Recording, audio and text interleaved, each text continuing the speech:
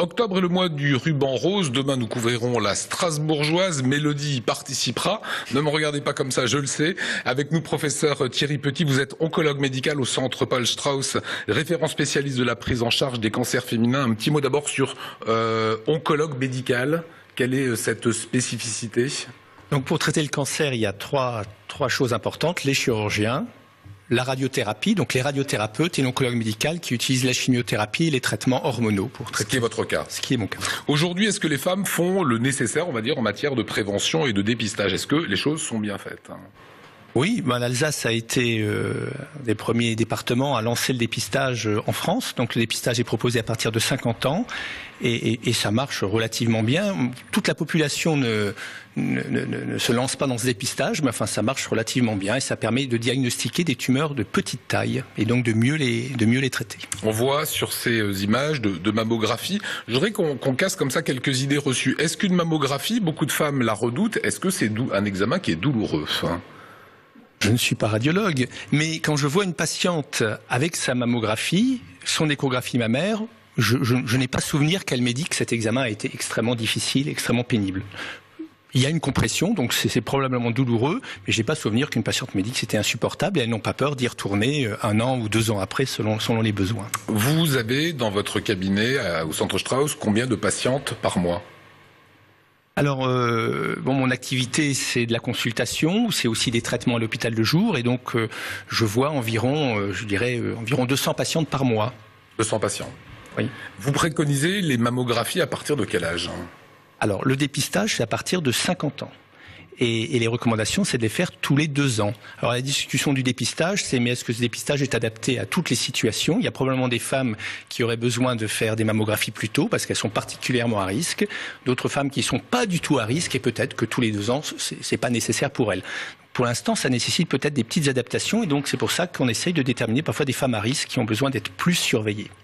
En France, 1 femme sur 8 pourrait développer un cancer du sein. Est-ce que justement, il existe des signaux d'alarme ? Donc c'est effectivement 1 femme sur 8 actuellement en France. Voilà, ça a augmenté. Ça pas pourrait en fait. Non, développe. Développe. 1 femme sur 8 développe un cancer du sein. Ça a augmenté ces 20 dernières années. Ça commence à se stabiliser parce qu'il y a le dépistage, parce qu'il y a la prévention, les modes de vie qui s'adaptent. Et donc évidemment, s'il y a quelque chose de palpable, il faut aller voir son médecin, son gynécologue. S'il y a un ganglion axillaire sous le bras du côté du sein, c'est peut-être le signe d'une maladie qui s'est étendue au ganglion, une modification de la couleur, une modification du mamelon, une douleur aussi. Tout ça, c'est des signes d'alarme. Il ne faut pas avoir peur de voir son médecin pour en parler. Ça veut dire qu'il faut se toucher, ça veut dire qu'il faut vérifier. Ça veut dire oui, ça c'est très. Oui, il faut s'examiner. Le sein est un organe qui est facilement examinable et donc normalement on devrait pouvoir détecter les tumeurs quand elles sont petites parce que c'est facilement examinable. 5 à 10% des cancers du sein ou des ovaires d'ailleurs sont d'origine génétique. Ça veut dire qu'il faut préconiser des tests génétiques à des enfants dont la maman aurait eu un cancer. Pas des enfants, mais donc souvent c'est une femme qui vient pour traiter son cancer du sein et en l'interrogeant elle nous dit ma mère a eu cette même maladie, ma sœur, ma grand-mère, une tante maternelle. Donc on suspecte tout de suite une prédisposition. Cette prédisposition peut être recherchée chez la patiente qui est malade. Ça ne changera pas son traitement. Elle aura le même traitement qu'elle ait cette prédisposition ou pas. Mais ça permet après de proposer cette recherche aux autres femmes qui ne sont pas malades. Et donc si elles sont porteuses de cette mutation, effectivement, elles ont un risque élevé de faire un cancer du sein. C'est difficile à assumer. Il faut discuter de ça avec ces personnes avant de leur proposer le test. Mais on a moyen de les protéger et de les aider à voilà.